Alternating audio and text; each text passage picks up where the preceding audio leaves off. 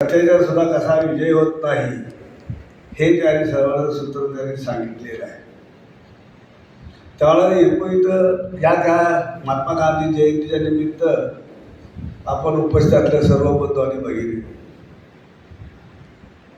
अभिजित देशपांडे यांचं वाचन अभ्यास, मराठीचा प्राध्यापक आणि मी सायन्सचा प्राध्यापक, अशी ती आमची राजन सरांना सांगितलेलं होतं की हा विषय अलीकडचा अतिशय भास्ट आहे आणि हे विषय घेत असताना या विषयाला सुद्धा माझं नाव टाकलं.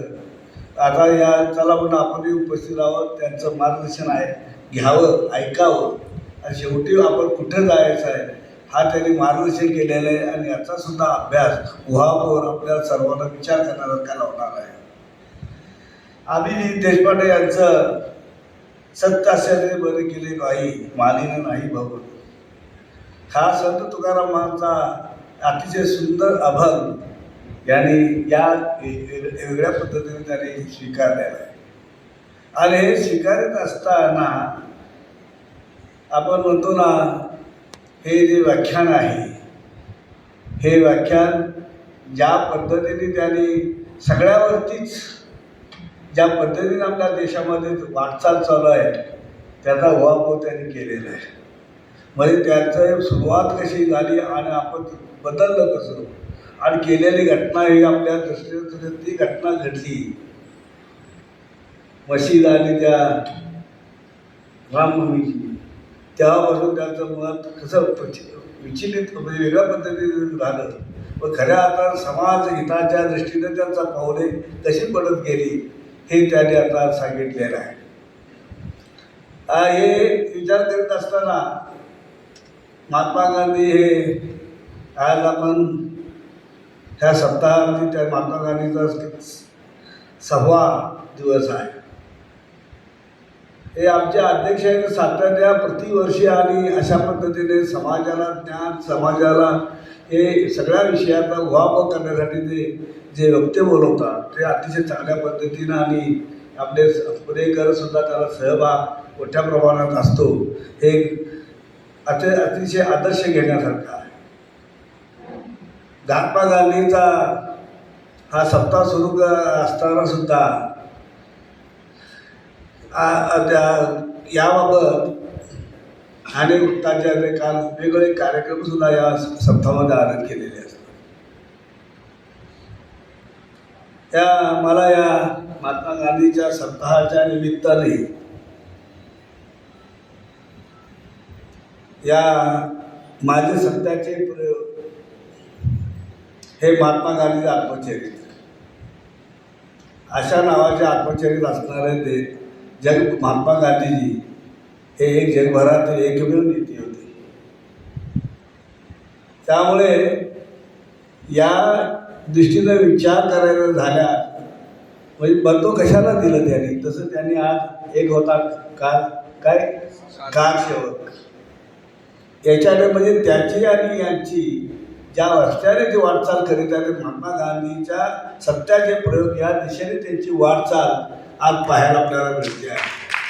ते मला खास सांगायचं होते, कारण जे महात्मा गांधीने त्यावेळेला सुरुवातीपासून सत्याचे प्रयोग हा माझा इतिहास त्यांनी सांगितला, सत्याचे प्रयोग केले, तो विचार त्यांनी सुद्धा आता या वेगळ्या पद्धतीने मांडलेला एक होता कारसेवक. म्हणजे त्याची भूमिका एकच होती असं समजायला काही हरकत नाही.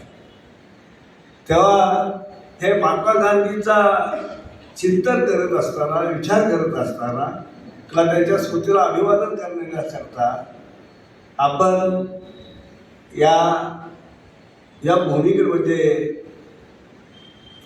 कुठला शब्द वापरू आपण त्या याच्यामध्ये वेगळ्या पद्धतीनं ती वाटचाल करावी लागेल. समाजानं एकत्र येऊन जर डिसिजन सर्वांनी घेतला म्हणजे खरा असंही नाही. सत्य त्यांनी न्यायाच्या बाजूने सुद्धा ज्या पद्धतीने मांडणी केली ते मला वाटतं त्यांनी केलेलं धाडस आहे असं मला समजायला हरकत नाही.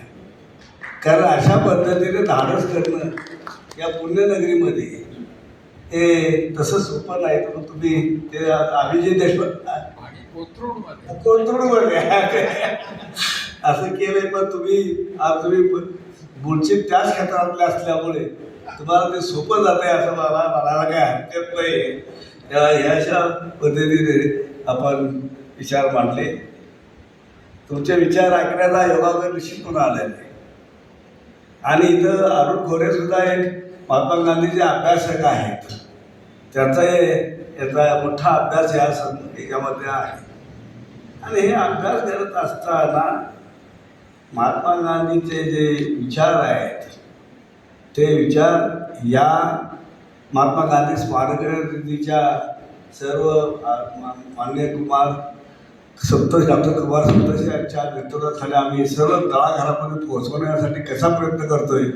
तुम्ही सुद्धा अशा ज्या पद्धतीने तुम्ही आता ज्या पद्धतीने आहे तुम्ही सुद्धा थोडे वाटचाल करून समाज बदलण्याचा आपण प्रयत्न सगळ्यांनी करावा लागेल असं मला प्रामुख्याने वाटतो.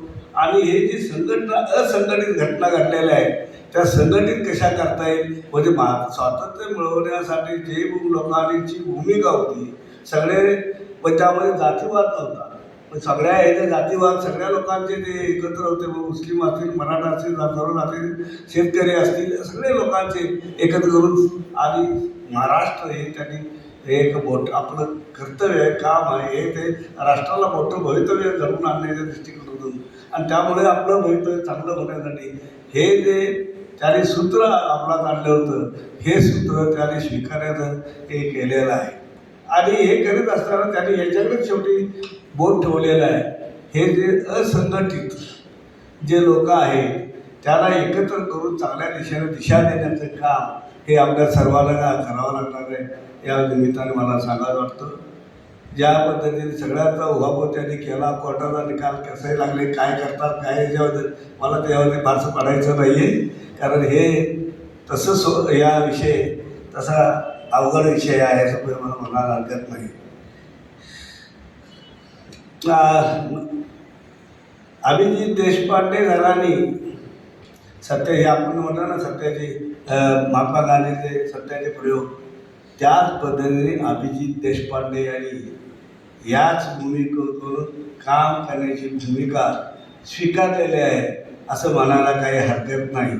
म्हणून त्यांच्या विचारामध्ये जी प्रगल्भता म्हणजे महात्मा गांधीच्या विषयामध्ये म्हणतो ना महात्मा गांधी नेहमी म्हणत मी ते म्हणत होते मी काल सांगितलेला विचार हा त्याला मध्ये बदल करू उद्या जर दुसरा विचार सांगितला ते माझ्या बुद्धीचे अद्यपत्तर होणार नाही. या कारण मला अनुभवातून आलेला प्रगल्भ होता शहाणपण याचं एक प्रतीक आहे. आणि हेच प्रत्येक जीवनामध्ये माणसाच्या जीवनामध्ये अशी प्रगल्भता येत राहते आणि प्रगल्भता येण्यावेळेस खऱ्या अर्थाने समाज जीवनामध्ये प्रगती होण्याच्या दृष्टीने एक उचललेले पाऊल आहे असं मला वाटतं. प्रगती आली म्हणजे प्रत्येक माझ्याला बदल झाला मी चुकलो ते तरीसुद्धा पुढच्या वेळामध्ये वेगळ्या पद्धतीने पुढे जाण्याची भूमिका हे स्वीकारली पाहिजे असं मला प्रामुख्याने वाटतं. म्हणून आपण असं म्हटलं जातं की आपण असहकार आंदोलन 1991-92 साली जे मोठे शिगेला पोचलेलं असताना उत्तर प्रदेशात गोरखपूर जिल्ह्यात चौरीसुरा या गावामध्ये एक मोठे संकट उभे राहिलेले होते. आणि या संकटामध्ये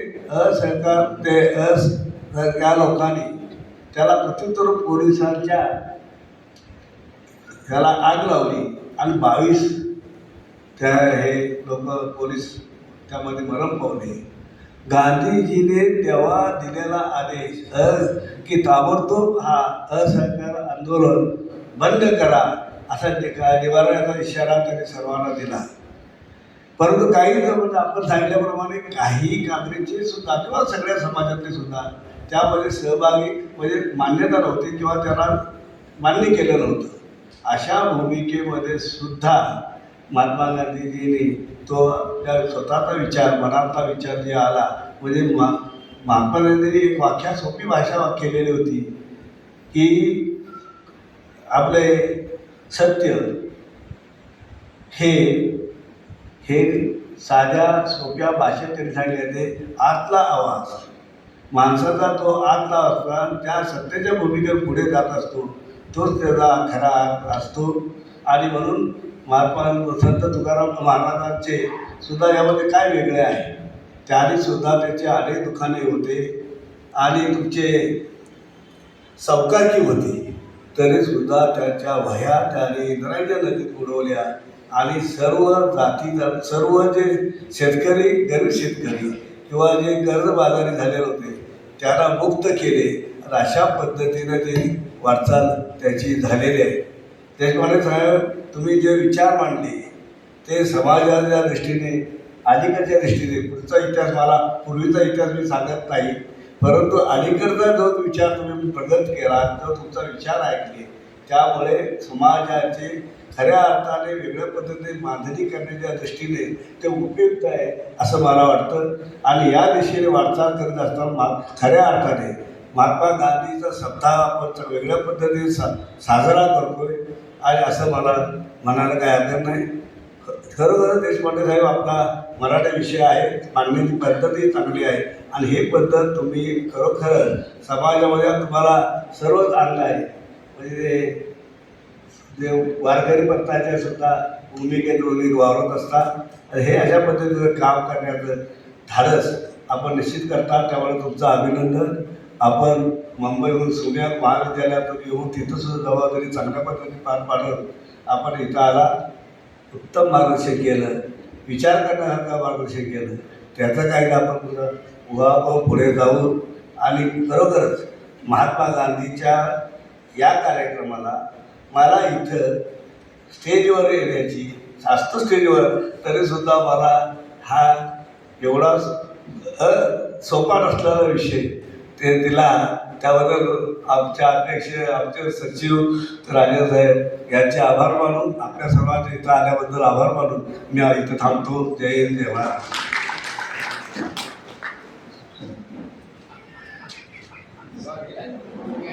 धन्यवाद कदम सर. आपण केलेल्या एकूणच विवेचनातून आपण पुन्हा एकदा देशपांडे सरांनी केलेली मांडणी आणि त्यांचा विचार पुन्हा एकदा प्रदर्शित केला. आजच्या दोन्ही मान्यवरांनी केलेल्या मांडणी ही आपल्याला निश्चितच प्रेरणा देणारी आहे. आपल्याला माहीत आहे की देशपांडे सरांनी ज्या घटनेचा या ठिकाणी उल्लेख केला त्याची संपूर्ण माहिती आपल्याला दिली. भारताच्या संपूर्ण इतिहासात आजतागायत एकूण व्यवस्थेवर, मग ती सामाजिक असो, राजकीय असो, सांस्कृतिक असो किंवा सर्वात महत्त्वाचं म्हणजे आर्थिक असो, त्या व्यवस्थेवर तिचा प्रचंड परिणाम झालेला आहे. त्यानंतर एक कारसेवक आणि कारसेवक असो किंवा एक भक्त, तिथून एक खरा विवेकी माणूस कसा बनतो याची आज आपल्याला देशपांडे सरांच्या एका चारित्र्यातून ओळख झाली. ही ओळख, त्यांचे हे कार्य आपल्या सर्वांनाच प्रेरणा देणारे आहे. त्यामुळे आज त्यांनी इथं केलेल्या मांडणीबद्दल मी त्यांचे पुन्हा एकदा आभार मानतो. तसेच त्यांनी स्वीकारलेला आजचा जो विषय होता तो म्हणजे सत्यासत्याशी मन केले वाही, संत तुकारामांचा हा अभंग.